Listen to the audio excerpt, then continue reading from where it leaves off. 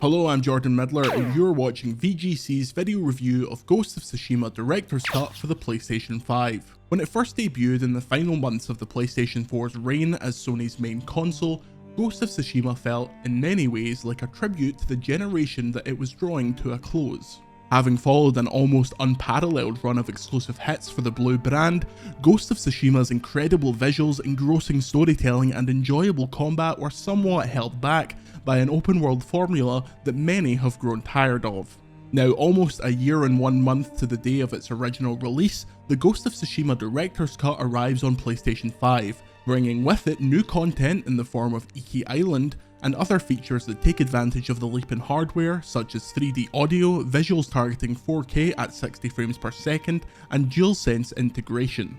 Ghost of Tsushima is the story of Jin Sakai, a samurai who, after the majority of his clan is wiped out by Mongolian invaders, must reform his dynasty and take back the island of Tsushima. Returning to Tsushima for the first time since we played the original on PlayStation 4 was a joyous experience. Few games manage such a starkly cinematic and impressive opening sequence as the initial invasion of the Mongol army led by Khotun Khan. With the visual might of the PlayStation 5 behind it, Ghost of Tsushima is so visually impressive that it's a wonder that it ever ran on the PlayStation 4. The colour palette, weather effects, and how that weather influences nature around it are still unmatched. For those planning to upgrade their PlayStation 4 copy to the Director's Cut, there is little new in the opening 10 hours of the game. The new content, Iki Island, is locked until you've reached the second area. However, you are able to import a PlayStation 4 save, and doing so will allow you to play the expansion straight away, so long as you've unlocked the second region. If you're planning to play through the opening region again, you may find yourself struggling to notice much of a difference from the original, aside from the visual improvements. The pitter-patter of footsteps does come through the DualSense controller, however we only noticed it when specifically looking for it, and it doesn't leave a lasting impression while you're lost in combat. The 3D audio is a great addition and a great showpiece for the Pulse headset. The excellent score has never sounded better, and I found myself able to execute stealth sequences based on listening for directional footsteps and voices alone, instead of relying on the immersion-breaking superpower of being able to see through walls. Another addition is that the Japanese audio track for the game is now fully lip-synced. For those looking for a more authentic experience, this is a nice addition, although as something locked behind the PS5 upgrade, it feels less substantial than the gameplay improvements, especially when such a small fraction of the audience will actually use it. Once unlocked, Iki Island begins as Jin encounters a group of Mongols seemingly possessed by an overwhelming rage. After defeating them, he learns that a mysterious shaman was controlling them, causing their increased ruthlessness. It transpired that this shaman is from Iki Island, a land in which samurai are extremely unwelcome, and also the place in which Jin's father met his untimely fate. Jin travels to the island and discovers that it's been taken over by the Eagle, a towering brute of a warrior that seems to possess mystical powers. After an encounter with the Eagle leaves Jin weak, he begins to see visions of his dead father, manipulated by the Eagle and their followers. Iki Island does an excellent job at fleshing out Jin's backstory that was missing from the original game. It feels like a necessary piece of storytelling whose exclusion from the original makes the base game's story weaker in retrospect.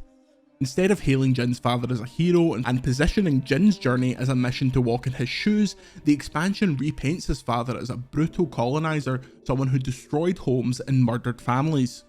This adds great depth to Jin and forces him to reconsider everything about his father's death that he has fixated on. To Jin, he and his father were settling the island and bringing it into their kingdom to prosper. To the people of Iki Island, it was known as the Sakai invasion. It's a surprisingly effective and complex reflection on colonialism, however it feels like it needs more room to breathe.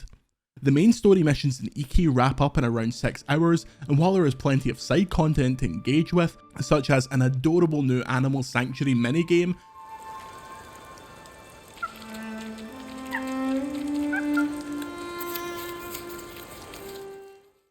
I'd have loved more time exploring Jin and his father. This new angle on his story ends up overshadowing the Eagle, who ultimately serves as another big bad you need to defeat. The island itself is fairly large, around half the size of the game's first region, but precious little of it is actually used in the main story. After you've concluded the tale, you'll still have a lot left to explore, although much of it is busy work. The island itself is a visual delight with bright, luscious colours from shore to shore. The original game mastered the art of designing the environment to produce moments of dazzling sunsets and sun-drenched battles. Iki Island takes that to new heights, to the point where some of the locations in battles were so colourful and otherworldly that they took on a mystical quality, fitting the theme of the enemy force. It's visually distinct from Tsushima Island and a pleasure to ride around. Ghost of Tsushima Director's Cut is a perfect excuse to go back to the island. The game has never looked better and now stands toe to toe with the other Sony tentpoles on the PlayStation 5. While the gameplay changes aren't enough to shake the nagging feeling of repetitiveness, engaging combat and a well-told story are more than enough reasons to play through the game again.